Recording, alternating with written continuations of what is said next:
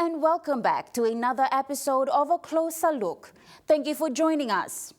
In this segment, we further look into some of the major concerns raised by prominent figures in the legal fraternity regarding the National Gold Corporation Bill, highlighting that the bill lacks transparency and accountability. Many raised concerns towards the shareholders' agreement, stating that Papua New Guinea will not benefit from the agreement.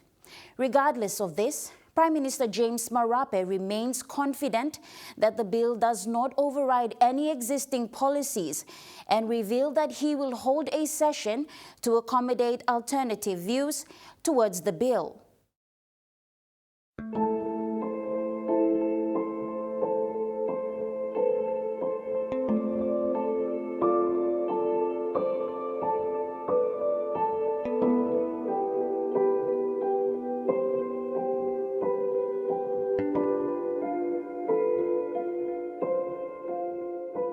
The PNG Law Society, under the leadership of President Yubet Namani, has raised concerns on the proposed National Gold Corporation Bill 2022, highlighting that the National Parliament cannot blindly pass such legislation in such a form, noting that this lack of transparency raises serious questions about accountability, national interest, and potential conflicts of interest.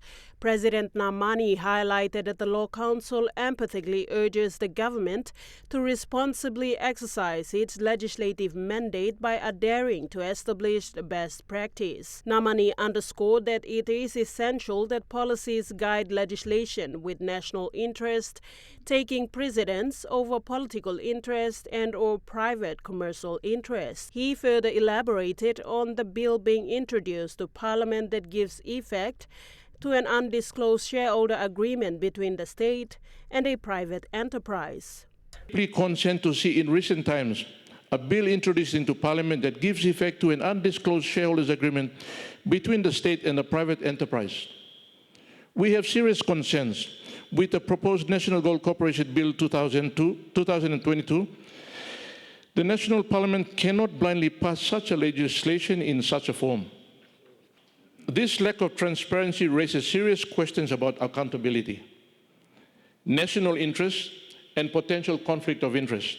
Furthermore, Mr. Namani stated that the Law Council urged the government to exercise caution and extreme restraint when contemplating any constitutional amendments and calls for ethical practice from all lawyers to uphold. Under my presidency, calls for ethical practices from all our colleague lawyers to uphold the rule of law wherever you are practicing and serving. As legal professionals, we play a critical role in advising and guiding decision makers, as well as in making decisions that shape our country's legal landscape. It is therefore paramount that we must maintain a steadfast commitment to ethical practice and the rule of law in all our endeavors. Shadow Minister for Mining James Donald has bluntly asked the government to publicly show why they are hell-bent on legislating a clear, shady and questionable bill in Parliament. In light of the heated public debate on various platforms, Mr. Donald said the government has failed its obligation to provide clear and transparent information on the National Gold Corporation Bill that will have a massive implication for the country if enacted. Mr. Donald indicated that much of the shareholders' agreement signed in 2021 benefits the company and not the country.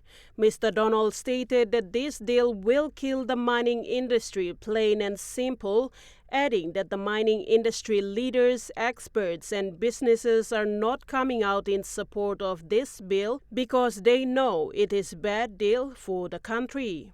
Mr. Donald stated that PNG stands at losing not only our gold rights, but the allying credibility of its international reputation, especially after shutting down Porgera for so long. Mr. Donald also stated that the government has made no mention as to the business or financial credibility of the 70% private sector owner of this proposed entity.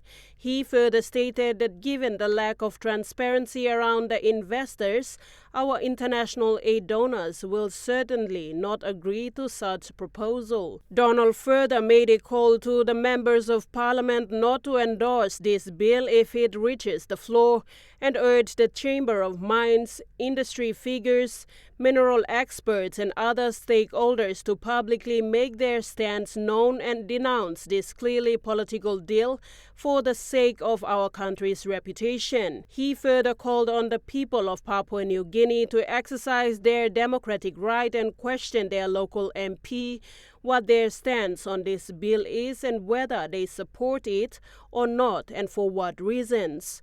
Joining the queue was the PNG Chamber of Resource and Energy, who have written to the Prime Minister requesting urgent consultation on the serious negative impacts of the proposed National Gold Corporation Bill on the existing projects, the policy, state agencies, as well as the international investment confidence in PNG. Although the Prime Minister promised consultation in 2021 with the industry and parliamentary committee that include Don Polier and Gary Jufa was appointed, no meaningful consultation has occurred.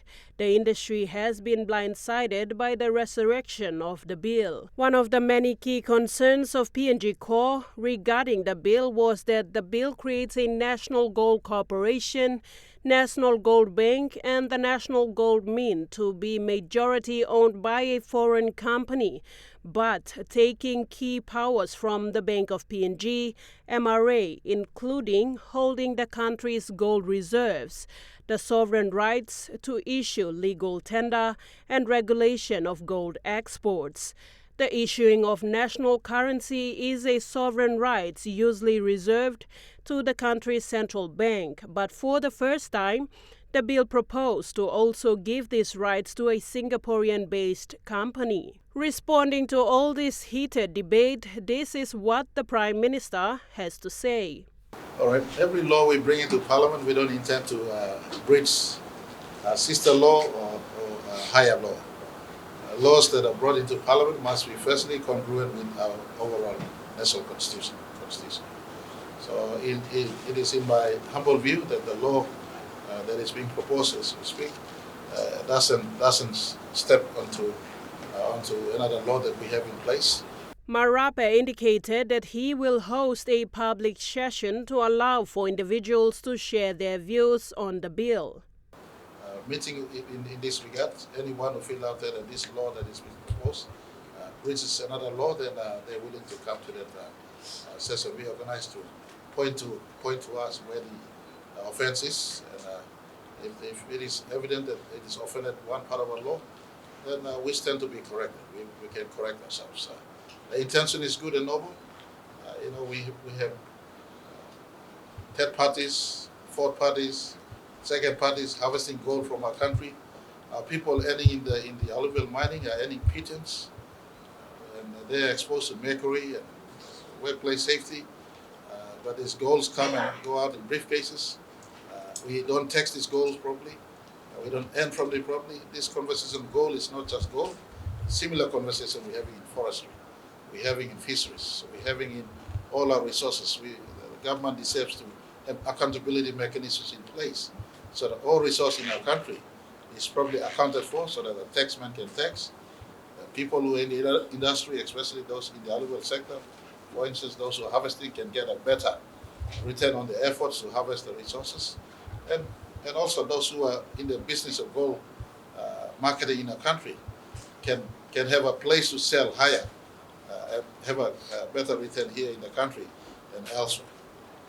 All golds that we produce here end up in Perth Mint or some other place. So what's wrong with us setting our own mint in our country? This is the intention. We want to have our own refined, own mint, so that all golds produced in our country has a point of processing here before the owner picks it up and exports it to wherever they want to sell it. It is not for PNG to stop those who are producing gold in the gold business. In fact, we want to assist them. Instead of you selling it off to Perth or selling off elsewhere, there's a place of contact for you to sell it in our country. But because it is a major step, many are restless. I will give them all a benefit of one more session of consultation.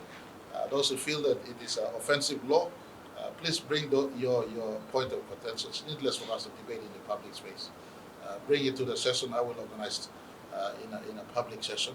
You will call for a registry of those who want to propose an alternate. Bring it to the place we want to discuss, but government will not deviate from our intention to go downstream in all our major resources. This is value-adding conversation. This is creating job conversation. This is creating, expanding us, moving out from export of raw resources to exporting finished products.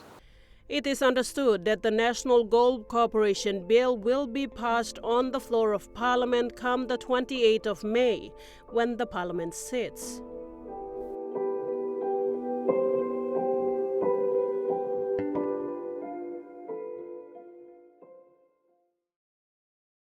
We now take a quick break, and when we return, we will look at children's rights in Papua New Guinea and ways to help disadvantaged children.